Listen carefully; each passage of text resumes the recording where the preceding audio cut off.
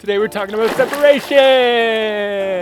When you take two things and separate them. Allow me to demonstrate. All right, so take a look at me. You can probably see that the blacks of my beard and my hair compared to the black of the background aren't quite the same. I'm a lot more contrasty than the background is. And that's because there's a slight layer of haze in between us, which adds separation.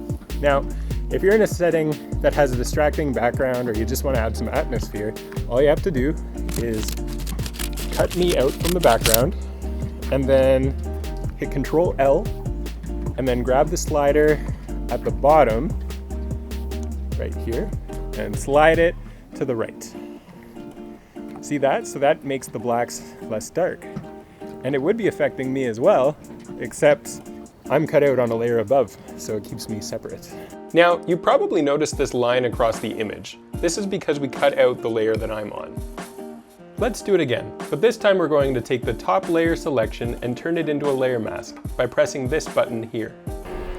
What you want is to have everything from me to the camera in white and everything behind me to be black.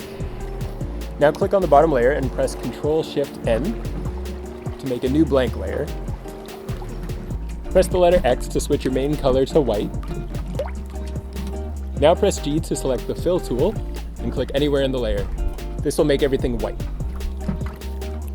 Now set the opacity to about 30% and you'll notice that there's a nice layer of haze between me and the background. What you'll want to do is go back to the layer mask, select white, make the brush as soft as you can, and slowly paint along the line.